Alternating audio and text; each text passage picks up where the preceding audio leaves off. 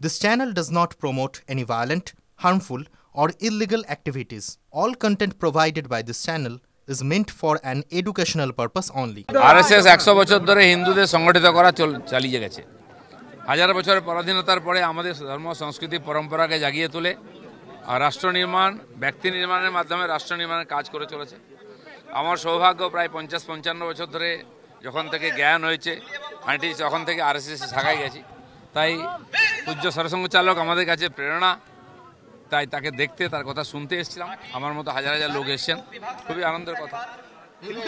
ওনার যে বক্তব্য মহাভারতের একটা গল্পের উল্লেখ করছিলেন, কোথাও কি অনেকের মনে হচ্ছে বাংলাদেশকেও ঘুরিয়ে বার্তা দেওয়া হলো, মানে বেশি বাড়াবাড়ি করলে সেই মতো ব্যবস্থা।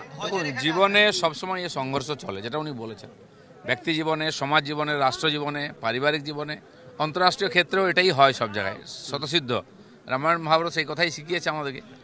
সরসঙ্ঘ চালক হচ্ছেন সেরকম একজন ফ্রেন্ড, ফিলোজফার, গাইড। তিনি মাঝে মধ্যে সবাইকে এই ধরনের রাস্তা দেখান।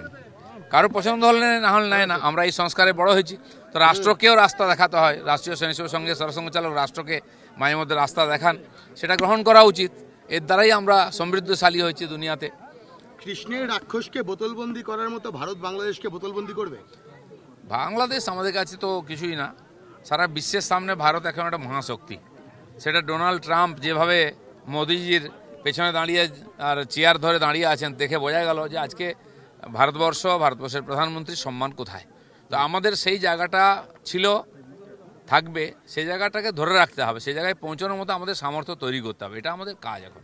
হিন্দুত্বই হচ্ছে পরবর্তী ভবিষ্যৎ এবং আদর্শ হিন্দুত্বই। হিন্দুত্ব ভারতবর্ষেরও ভবিষ্যৎ, বিশ্বেরও ভবিষ্যৎ। সবাইকে নিয়ে বেঁচে থাকার জিও আর জিনে দো, এই যে মতবাদ, এটা কেবল ভারতীয় এবং হিন্দুদের মধ্যেই আছে।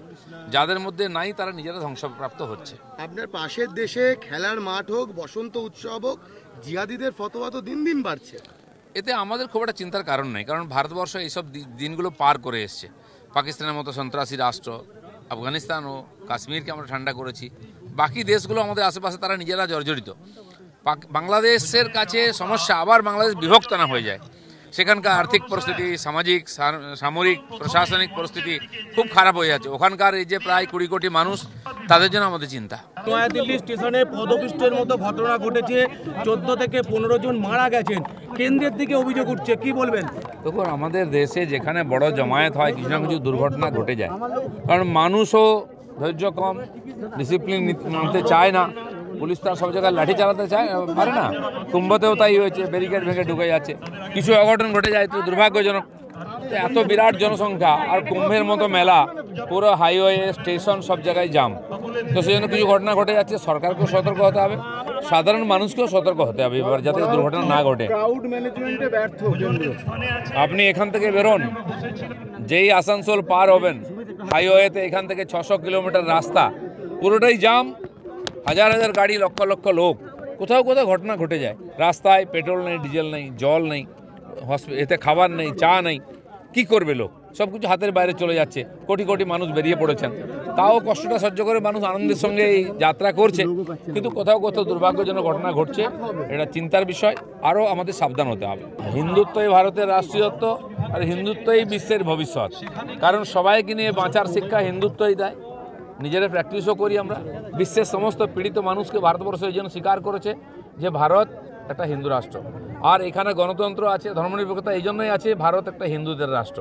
যতদিন হিন্দুরা এখানে সংখ্যাগুরু থাকবে ততদিন এগুলো থাকবে, নাহলে বাংলাদেশ, পাকিস্তান আর আফগানিস্তান হয়ে যাবে। দাদা, সভা নিয়ে তো জেলা প্রশাসনের পক্ষ থেকে সাউন্ড সিস্টেম বাজানোর জন্য অনুমতি দেওয়া হয় না, পরে তো হাইকোর্ট দিল। কোর্ট সব অনুমতি দিয়েছে এবং নিয়ম মেনে দিয়েছে, আমরা নিয়ম মেনে করেছি। কিন্তু এখানকার যে সরকার আছে, একটি সন্ত্রাসী আর অসহিষ্ণু সরকার, বিরোধীদের কোনো অধিকার দেয় না, গণতন্ত্র নাই।